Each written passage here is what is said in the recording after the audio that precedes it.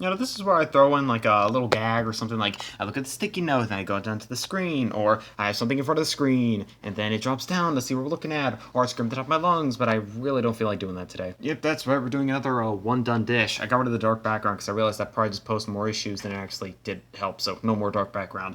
And it's a Hunger Games, of course, knowledgeable topics. And I might be saying, what on earth does that mean?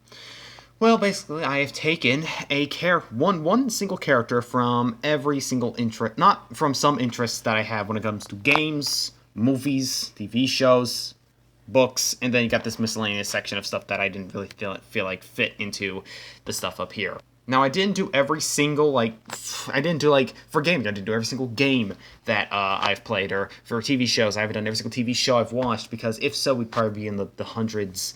The Hunger Games would probably be in the hundreds of characters, so I rounded to a nice 34. Yeah, and so yeah, every district is separated by what they are, except for gaming, because it was that big, it got itself 3 districts, so yeah, how about we go into the characters already, because the video is already 1 minute long, we haven't even started. Alright, in District 1, the first gaming section, we got the Daycare Attendant from FNAF, Snappy from PvZ, Ventman from Ultra Custom Night, Dark Peasant from Tabs, Jeremy Donaldson from Not For Broadcast, amazing game, by the way, play it, and Boris from Bendy the Ink Machine. Then in District 2, we have Quicksilver Slime from Slime Rancher, Castley from Guess Scourge from Battle Catch, but sadly the icon I wish could be a little bit better, but whatever. Blizzard Bear from Bear, Carbuckle from Bird.png, Robbie from Piggy, and Anxiety from Toy Tale Roleplay. Amazing game as well, play it. And then finally, District 3, we have Scups from Icy Monsters, The Imposter from Charles Calvin from Henry Stickmin, Macintosh from Skylanders, Sayori from DDLC, the only game on this list that I haven't actually played. And then Troll Secretronic from Find the Chonics. Then we have District 4, which is movies. Now, I don't watch many movies. I'm not a movie person, so we got Transformers, the live actions, we got Skipjack, we got Pixels, Q*bert, and then Ready Player One, we got Wade Watts or Parzival. And then District 5 is TV shows. I didn't include every single TV show, I just included a few of them. So we got George Feeney, Mr. Feeney from Boy Meets World, Bertram Winkle from Jesse, Sean from The Good Place, Monocyte from Cells at Work, and yes, I included Cells at Work into TV shows. Or as I like to call him on site, Hazmat Suit Guy, and then Elder Kettle from The Cuphead Show, which again, thanks to how bright the tablet makes everything, how this camera on the tablet makes everything, you can barely see him. I mean, you can see the general shape of them, so I don't think it matters. Then from District 6, we have books. Now, just like District 4, I don't read many books. The only books I've read is Fast First Frights, Alex Rider, and I'm actually reading, if I can get over here, Maximum Ride, still reading that one.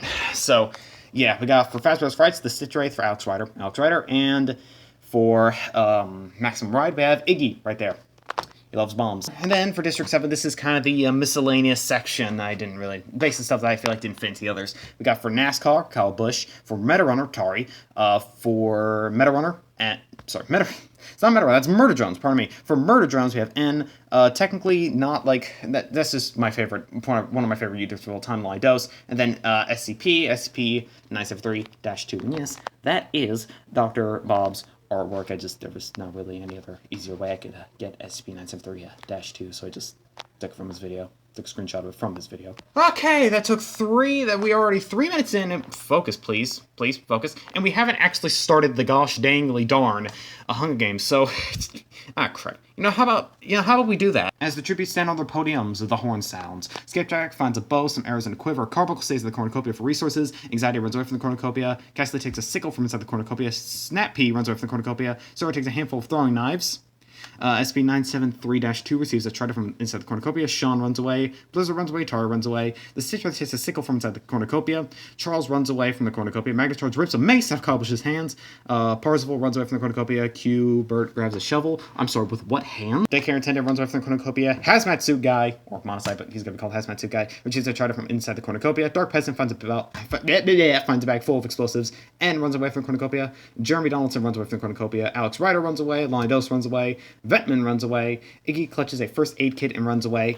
By the way, one of the things I want to happen in this Hunger Games is Iggy gets explosives somehow. If he doesn't get explosives, that is opportunity missed, honestly. Scups finds a bow, some arrows, and a quiver.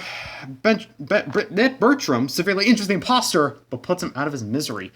Ooh, the first death, the imposter from I was not expecting the imposter to be the first one gone. Elder Kettle runs away from the cornucopia. Quicksilver Slime grabs a jar of fishing bait while Boris gets fishing gear. Mr. Feeney receives a try from inside the cornucopia. Troll Secret Charm runs away with the cornucopia. And Robbie grabs a backpack. Now realizing it's empty. Alright, here we go, day one. Elder Kettle chases Parzival.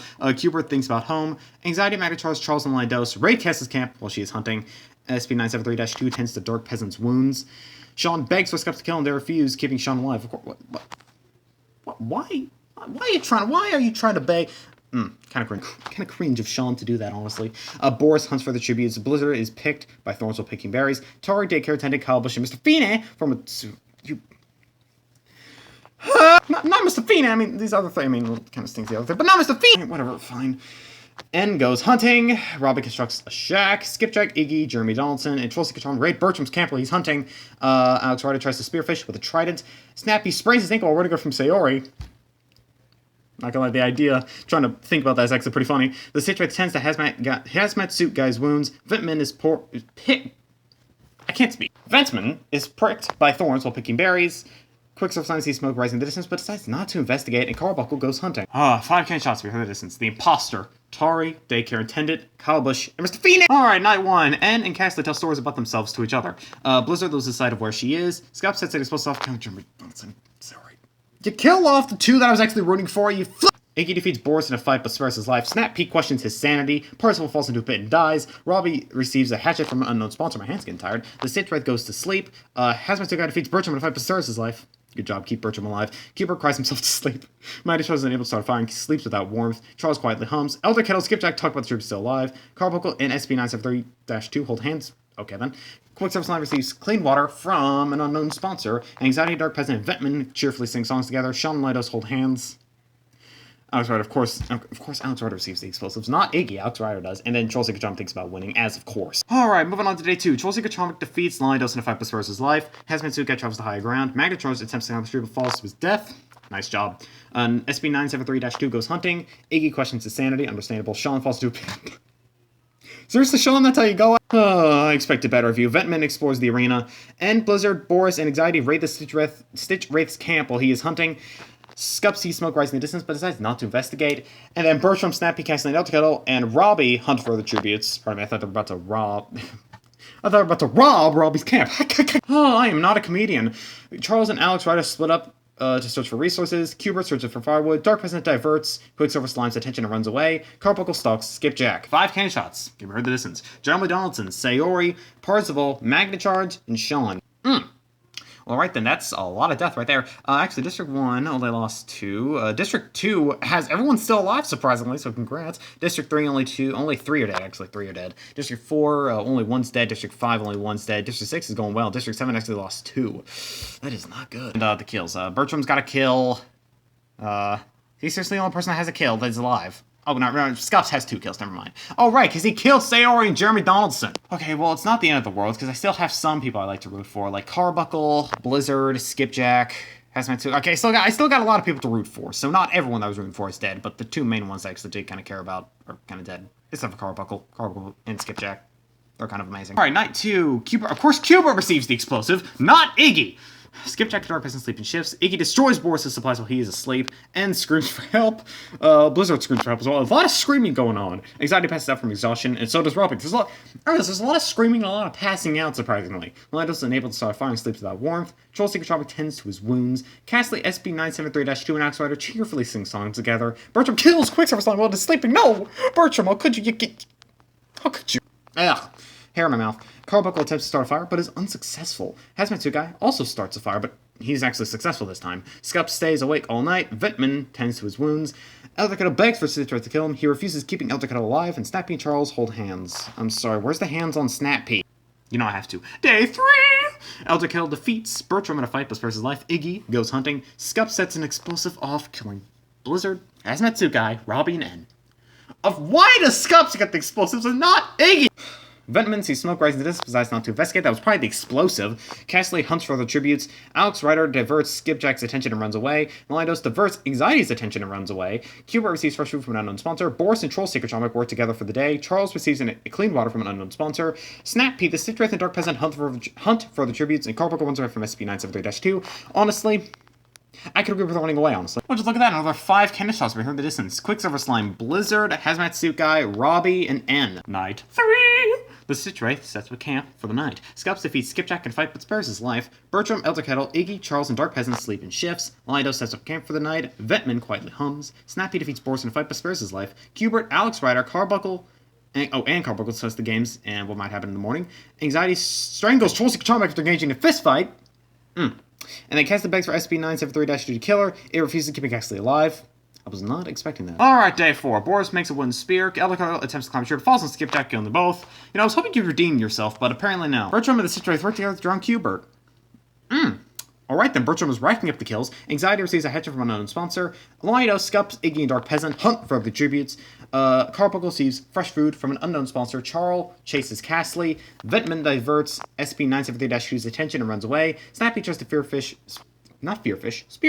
without a trident, and Alex Ryder goes hunting. Okay, this time, since they're not 5 cannon shots, it's 1 less. It's 4 cannon shots. Trollsy Charmac, Elder Kettle, Skipjack, and Cubert. Night 4. Bertram and Lidos sleep in shifts. Iggy questions his sanity again. Boris cries himself to sleep. Alex Ryder thinks about home. SB973-2 dies from hypothermia. Charles... Why does everyone get the explosives except Iggy? Okay, whatever. Dark Peasant, Scups, and Castley are dead. Snappy begs for Ventman to kill him. He refuses, keeping Snappy alive. Carbuncle does Stitch Wraith and Anxiety cheerfully sing songs together. Oh, the feast! Bum bum bum!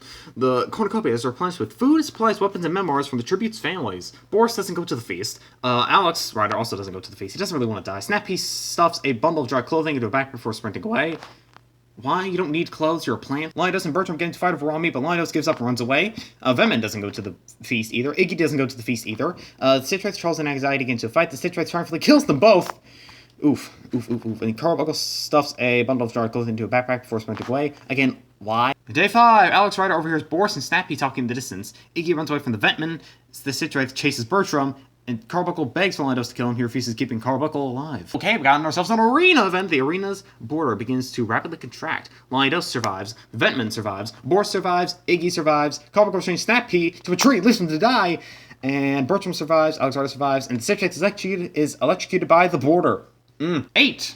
Cannon shots near the distance. SB973-2, Dark Peasant, Scups, Castley, Charles, Anxiety, Snappy, and the Stitch Wraith. Alright, we are down to the final stretch, everybody. Let's take a look. Okay, District 1, only 2 are left. None of them having any kills. District 2, only 1 is alive. Carbuncle, with having 1 kill. District 3 is completely gone. District 4 is also completely gone. District 5, Bertram, with I think the most kills so far, with 3 kills. District 6, these two are both still alive. And then Lidos, the only one still alive in District 7. So the 2 districts that are just completely done for is District 3 and 4. Luckily, there's still at least a few people that I actually want to root for, that being Carbuncle, Bertram, and Iggy and Lidos. Can Iggy get his explosives, please? Night 5. Lidos begs for Bertram to kill him. He refuses, keeping Lidos alive. Carbuncle cooks his food before putting his fire out. Alex Ryder stays awake all night. Vetman questions his sanity.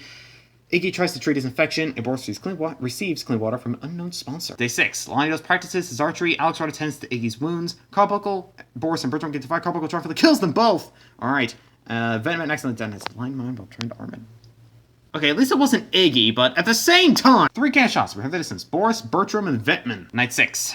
Carbuncle, Lidos, Iggy, and Alex Ryder tell each other ghost stories to lighten the mood. Day 7. Carbuncle discovers a cave. Lidos, Alex Ryder, and Iggy get into a fight. Lidos triumphantly kills them both, and of course, Iggy never gets his stinking explosive! 2 cannon shots. We hear the distance. Alex Ryder and Iggy. Alright, you already know what it's time for. It's down to the wire. We're gonna see who wins. Carbuncle dies trying to escape the arena, which means there's only one person who can win. It's Lidos! So I was not expecting to win, honestly. I'm gonna be honest with you. I was not expecting Lidos to win, but nice. Alright, here are the placements. We got Lidos in first with 2 kills, Carbuncle in second place with 3 kills, Iggy in third place with no kills and no explosives, Alex Ryder in fourth place with no kills, and then Vetman in 5th place with also no kills. Normally we go to the top 6, but it's the top 5 up here, so top 5 only get recognition. Sorry, everyone else who... Why? These 2 I was actually rooting for. There were several others I was rooting for, like Anne, Hazmat Suit Guy, but like I was also rooting for that, especially Jeremy Donaldson. I was also not expecting the imposter from Among Us to get last place. I was not expecting that, but it's pretty funny they actually did. Do I need to keep showing the summary? I mean, you saw the video, right? You don't need to read the summary. Here are the placements, even though we literally just saw them. Here are the district placements, and here are the kills. Scups with the most kills at 6. Bertram Winkle at 3, Carbuncle at 3, Charles Calvin at 3, Stitch Wraith also at 3, Lindos at 2, and Anxiety at 1. And so that was the Hunger Games One Done Dish knowledgeable topics. This was actually quite entertaining for me personally. I don't know about for you. But for me, it was very entertaining. So, yeah, I swear the next one will be possibly the next one. Okay, I'm saying possibly because I'm gonna wait for the Egg Hunt, Skeptic Lemons 2022 Egg Hunt to like fully release. It's coming into early access on the 10th actually, but I'm gonna wait for it to fully release so that way when I actually release this, I'll be able to get those sweet views off of it because people will be looking up Skeptic Lemon and the Egg Hunts and all that, and that'll be like the perfect time to do it. So I'm gonna actually wait till then. So either we're gonna have one more to be put in place, or either we're not going to have any more Hunger Games for a while, or I'm going to put one more down, and then the next one after that is going to be Egg Hunt 2021 by Skeptic Lemon. Anyways, adios amigos.